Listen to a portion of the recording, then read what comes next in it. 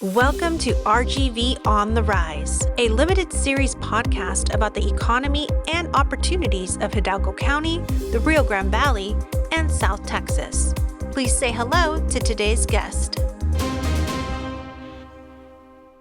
This episode, we welcome a special guest who sits on the Hidalgo County Historical Commission and heads a special community engagement effort called the Community Historical Archaeology Projects with Schools.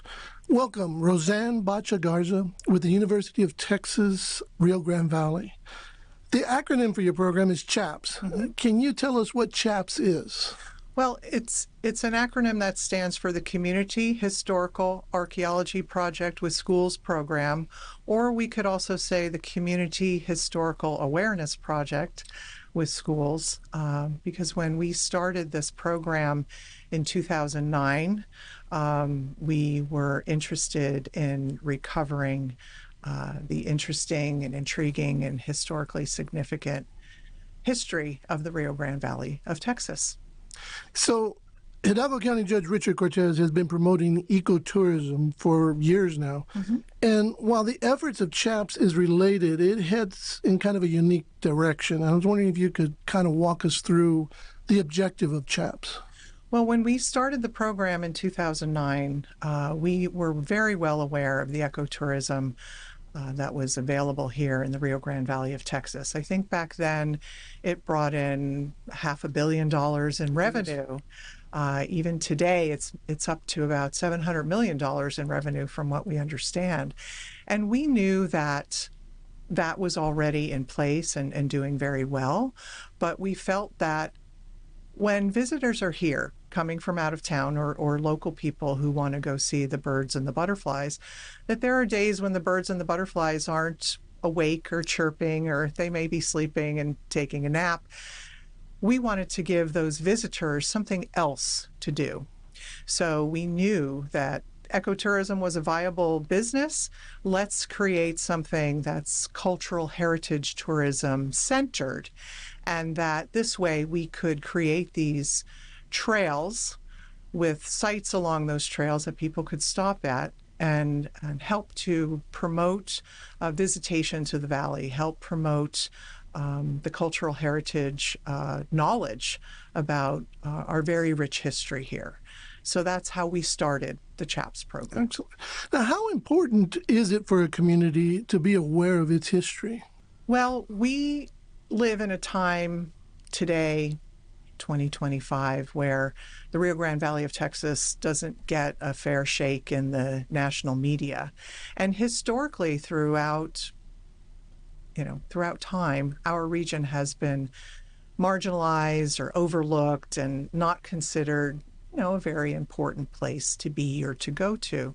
So it's important that we tell these stories, we reveal the very interesting history, especially to the people who've lived here all their lives, so that they could stand up a little taller and straighter and say, hey, that's really interesting history, and I'm from here, and that's something I'm proud of. So we're trying to bring these really specialized stories to the forefront so that not only do the people from the Rio Grande Valley learn a little bit more about their background, but that others from out of the Rio Grande Valley would want to come here and learn and experience these things. You also are quite involved in prehistoric knowledge as well. You occasionally offer what you call the Ancient Landscapes Tour and even a professional development workshop affiliated with that. Can you tell us a little bit about that? Well, we started the Ancient Landscapes of South Texas project several years ago, just prior to when COVID hit. So we had a little bit of a slowdown in the development of it.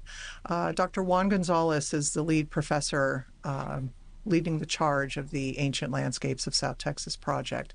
And it's a geoheritage project that is at the nexus of natural and cultural history. And so with that project, we go back 50 million years of geological history, 15 to 20,000 years of human history. And the core of what the CHAPS program is trying to do for the community is to produce lesson plans and curriculum and educational tools for our K through 12 students. We kind of are trying to branch that out to pre-K through 17 because we want those K through 12 students to matriculate into studies with us at UTRGV and inspire them to want to learn more about our projects.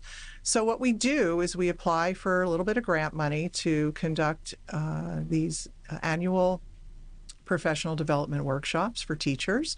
They're typically 6 hours long. We've been doing it for several years now, since, well, going back to our Civil War Trail project in 2014 and 2015. And we usually have anywhere between 50 to 125 teachers come to our workshops. And it's free to them. And at the end of the workshop, after end of their training, we provide traveling trunks for K through 12 education for the schools in the Rio Grande Valley of Texas. There are 32 ISDs in the Region 1 ESC, and we have several trunks in those schools. Now, one of the subtitles of your Ancient Landscape Tours is Hidden in Plain Sight. What does that mean exactly? Well, this is where we want to get the wow factor of people who are not aware of our Ancient Landscapes of South Texas project. It goes back and covers these millions of years ago, before humans were here, so the geological history of our region. So we include 43-million-year-old giant fossilized oyster shells. We include 27.4 million-year-old Catahoula volcanic ash formations, things that in Starr County, for example, people drive by that formation every day and do not know that it's 27.4 million years old. And so that gets a wow factor. People are like, I grew up here. I didn't know that that's what that was. And so the research, like I said, spearheaded by Dr. Juan Gonzalez and contributed by those of us who work with the CHAPS program, have been trying to bring together these like a documentary film, a website, tourism brochures and maps and other products to get that wow factor from the folks who live here in the Rio Grande Valley. And then again, to bring those tourists in, to those visitors. We have winter Texans that are here. And so we bring everybody in. We love to talk about our research and what we're doing. So now I can attest to that wow factor because I was fortunate enough to be invited and joined you in your last tour. Mm-hmm. And one of the things that just blew me away was the notion that most of our region, so many million years ago, was underwater. Mm-hmm. Indeed, the shoreline reached all the way up to Starr County, correct? Right. We had we've had 3 different shorelines that we line up on our Ancient Landscapes of South Texas Trail. So, 4 if you include the current day South Padre Island. 10,000-12,000 years ago when we had the mini ice age, the shoreline at South Padre Island would have been 30, 40, even 50 miles out into the Gulf. But 27 million years ago, we had a warmer climate, so therefore the oceans and the seas were much higher, and we here in Hidalgo County would have been underwater. The shoreline was at Rio Grande City, the parallel of Rio Grande City, and 43 to 50 million years ago, that shoreline was back up even further west into Roma, Zapata, or like Falcon Lake, and even well into Webb County at the Lake Casablanca International Park. We see fossilized oyster shells over there as well, because those animals would have been growing in lagoons or estuaries, like we have Laguna Madre here. Now, beyond archaeology, you're also into more modern history, particularly the Civil War era. Mm-hmm. You recently participated in a program called the Walking Southern Roads to Freedom project. Tell us a little bit about that. We had gotten the Jackson Ranch Church and Martin Jackson Cemetery a National Underground Railroad Network to Freedom designation in about a year ago. And with that national attention, because of the activities that the Jackson family had participated with assisting freedom seekers over the river into Mexico, because of that national attention that we got, Linda Harris from the Harriet Tubman Museum and Educational Center contacted me and said, "I'm really interested in your research. I love the fact that there's a spot in South Texas on the Rio Grande that was part of this whole this history." A spur of the Underground Railroad. Yes, and like a spur, if you will. And she wanted to learn more about it. She explained to me that she does walks like this in the Northeast, and she wanted to do a walk down here. So she came with some friends that also like to walk. In December, she came and we did a reconnaissance tour and showed her the Jackson Ranch property. We showed her the Weber Ranch property, introduced her to family members, descendants of those families, and then looked at a few other places of historical significance because she told us she wanted to walk about 70 miles. Wow. So we figured we'd have to go a little bit further north because the Jacksons and the Weber properties are on the river.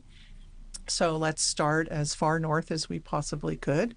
So we figured Sal del Rey would be a great place to start, and then make our way down to the river, and then eventually walk over the river into Mexico to where the center of Reynosa began at the Plaza Principal, and meet with folks over there and talk about thwarted slave catching efforts where, the slave catcher and the slave owner were captured and sent back over the river, and people actually got their freedom by walking over the river into Mexico. Now, are people locally familiar with the idea that this was once part of that Underground Railroad conduit? Well, this is one of those stories. The Underground Railroad through South Texas and into Mexico is one of those unknown stories and undertold stories. And so what we're trying to do is bring that to light so people know and learn more about it.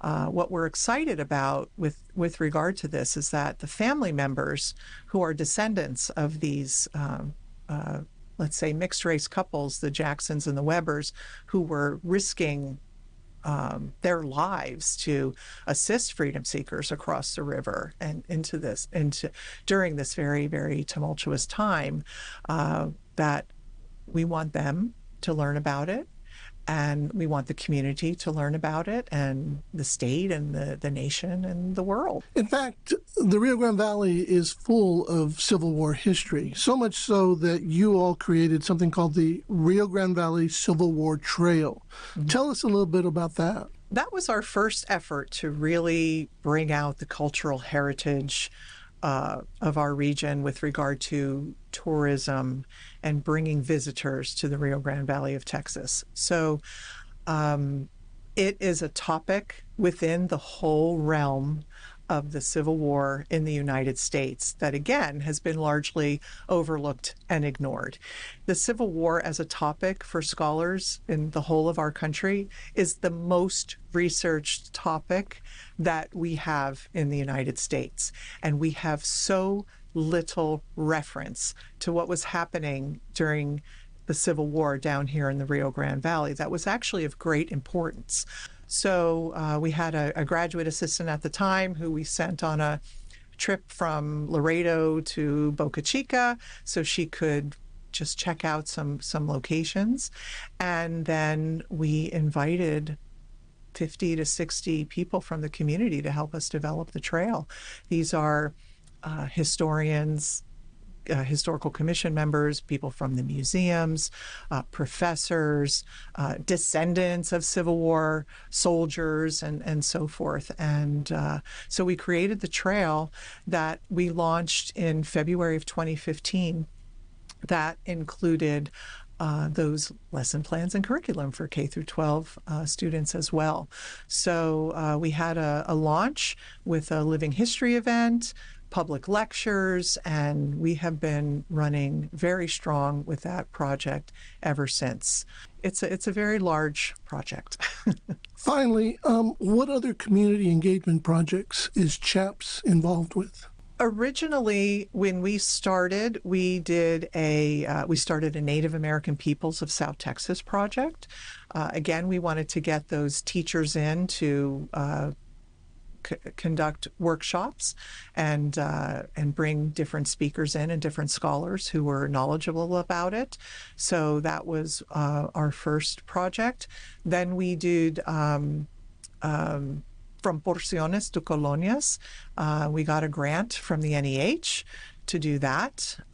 Big 2-week workshop where our teachers developed, again, TEKS-aligned lesson plans and curriculum for bilingual for our regional teachers.